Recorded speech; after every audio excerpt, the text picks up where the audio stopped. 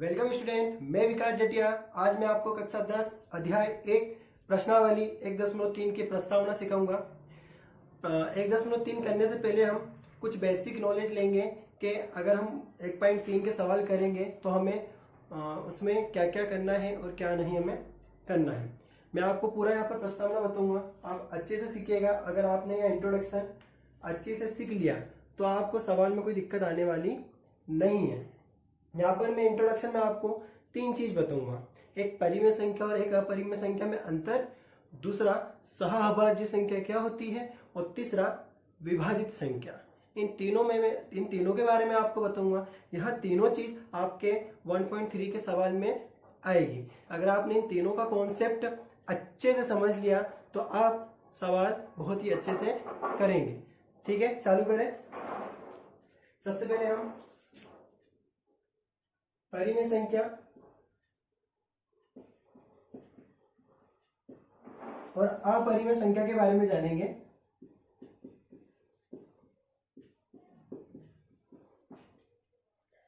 सबसे पहले हम परिमेय संख्या के बारे में जानेंगे। परिमेय संख्या वह संख्या होती है, परिमेय संख्या वह संख्या होती है जो p बटा q के रूप में लिखाती है, या हम कह सकते हैं कि वह फ्रैक्शन या भिन्न के रूप में लिखाती है। जैसे कि परिमेय संख्या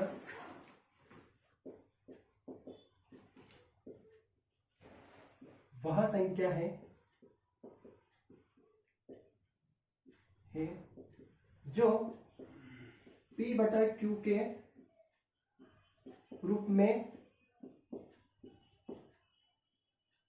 लिखते हैं। इसका तात्पर्य यह है कि कोई भी संख्या अगर सिंगल है, जैसे कि 3, तो यह भी एक परिमेय संख्या है, क्योंकि इसके बटे में कुछ नहीं, मतलब 1 है। तो यह देखो p बटा q के रूप में है क्या, ऊपर वाला p नीचे वाला q। अगर मैं कोई बटे वाली संख्या भी लिखता हूं यहाँ पर 1/2, तो यह भी p बटा q के रूप में है, ऊपर वाला p नीचे वाला q। उसी तरह से मैं 3/4 को भी लिखूंगा तो भी यह p बटा q के रूप में है।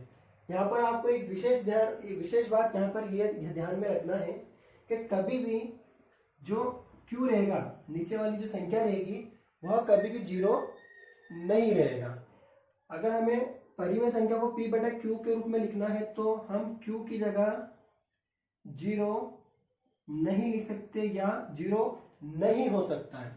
अगर आपने किसी संख्या के बटे में 0 लिख दिया है तो यहाँ इसका जो आंसर हो जाएगा वो अनंत हो जाएगा, अपरिभाषित हो जाएगा।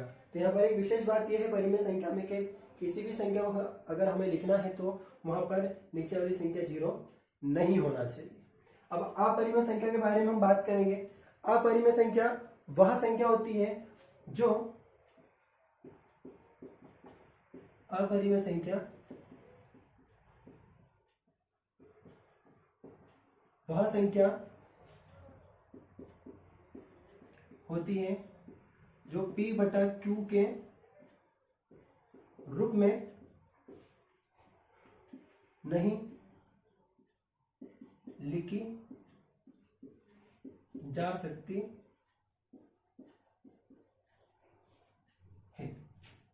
कहने का तात्पर्य यह है कि यहाँ पर अपरिमेय संख्या वह संख्या है जो p बटा q के रूप में नहीं लिखी जा सकती है, या हम यह भी कह सकते हैं कि वह संख्या जो वर्गमूल में हो और वह संख्या पूरी तरह से बाहर ना आती हो, उसे हम अपरिमेय संख्या कहेंगे। जैसे कि √2, √3, √5 और √7 ऐसी संख्या जो रूट से बाहर नहीं आती है। 1.3 में आपको इन चारों सवालों को हमें हल करना है। जो अपरिमेय संख्या है, क्या हमें बताना है कि यह क्या अपरिमेय संख्या है या नहीं है। इतना समझ में आया आपको? अब हम आगे चले। आप ठीक है, हम आगे चलते हैं।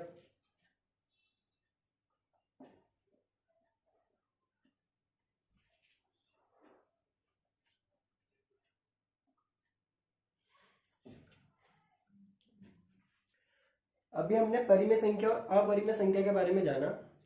मैं आपको जब 1.4 करूंगा तो मैं आपको परिमेय संख्या और अपरिमेय संख्या के बारे में और भी थोड़ा विस्तार में आपको इसकी जानकारी दूंगा। लेकिन हाल फिलहाल 1.3 में हमें सिर्फ इतना ही जानना है कि परिमेय संख्या p बटा q के रूप में लिखी जा सकती है और अपरिमेय संख्या p बटा q के रूप में नहीं लिखी जा सकती है। मुझे और भी इसमें कुछ जानकारी देनी है, लेकिन अभी नहीं, जब हम 1.4 का प्रस्तावना सीखेंगे तब हम इसकी जानकारी लेंगे। अब आगे हम देखेंगे जैसे कि सहभाज्य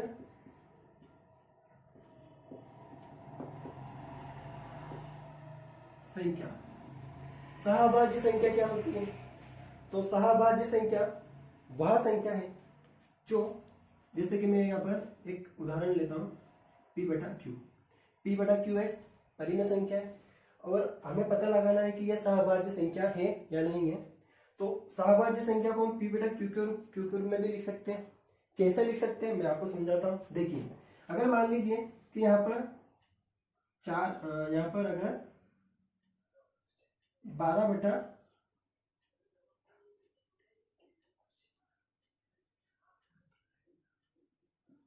18 बटा 6 है, तो इस 18 बटा 6 को हम क्रॉस कर सकते हैं 6 की टेबल से, जैसे कि 3 बटा 1 हो। हमें किसी भी संख्या को जब तक क्रॉस करना है जब तक वो क्रॉस होती हो। कहने का तात्पर्य है कि 18 6 की टेबल से क्रॉस हो रहा था तो मैंने क्रॉस कर दिया। उसके बाद में मेरे पास में जो आंसर आया 3 बटा 1, यह क्रॉस नहीं हो रहा है। इसका मतलब यह है कि 3 बटा 1 और भी किसी संख्या से क्रॉस होगा क्या? तो इसका उत्तर यह रहेगा कि 3 बटा 1 जो है वह p बटा q के रूप में लिखी हुई है। ऊपर वाला जो p रहता है उसे हम अंश बोलते हैं, नीचे वाला जो q रहेगा उसे हम हर बोलते हैं।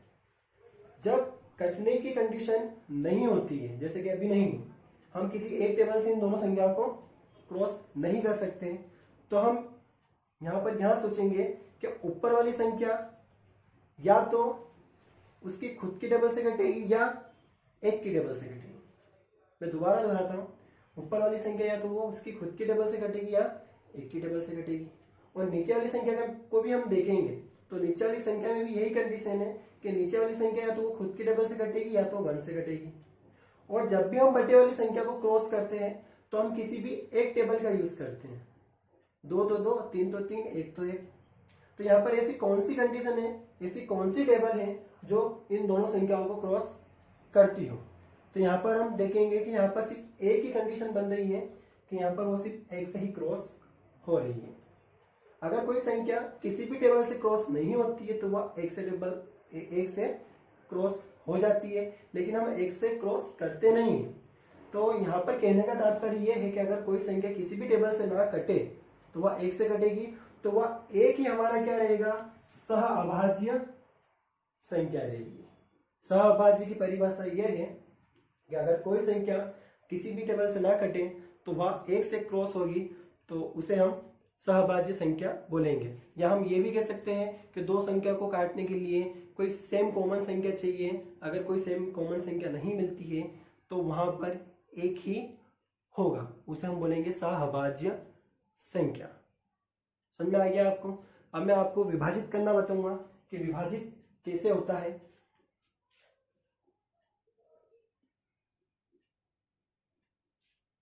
विभाजित करने के बारे में आपको मैं बता रहा हूं, देखिएगा।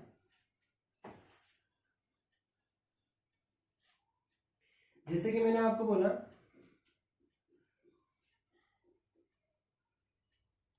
कि पांच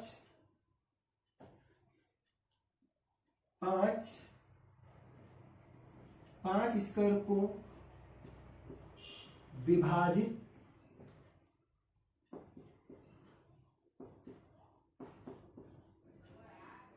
करता है। मैंने आपको क्या बोला कि जो 5 है वह 5 की घात 2 को विभाजित करता है। किस तरीके से? देखिए, इस लाइन के अकॉर्डिंग हम इसको इस तरीके से लिखेंगे कि 5 जो है वो 5 स्क्वायर को विभाजित करता है। तो यहाँ पर हम देखेंगे कि 5 जो है नीचे वाला 5 हर वो ऊपर वाले 5 को क्रॉस करता है। कैसे? जब हम 5 को 2 बार लिखेंगे और उसका मल्टीप्लाई करके उसको 5 के टेबल से काटेंगे तो क्रॉस हो रहा है। यहाँ पर मैंने एक बात बताई आपको कि 5 स्क्वायर को विभाजित करता है, तो यहाँ पर मैंने एक उदाहरण भी लिया है जो आपके सामने है कि ये क्रॉस होता है। तो यहाँ पर हम यह चीज भी कह सकते हैं कि सिर्फ अगर 5 स्क्वायर को विभाजित करता है तो यहाँ पर से हम अगर घात हटा दें तो भी ये वाला 5 इस वाले 5 को विभाजित कर रहा है क्या? तो देखिए अगर हम स्क्वायर हटा भी देते हैं ना तो भी ये नीचे वाला 5 ऊपर वाले 5 को विभाजित करता है।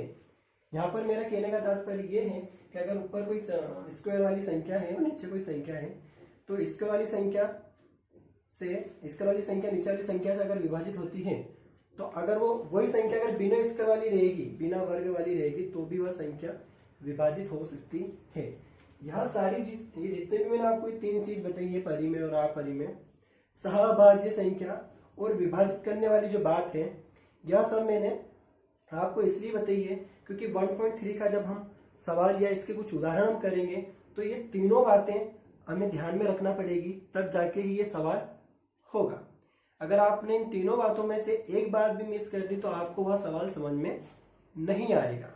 ठीक है, यहाँ पर हम ऐसा भी कर सकते हैं कि 5a² को विभाजित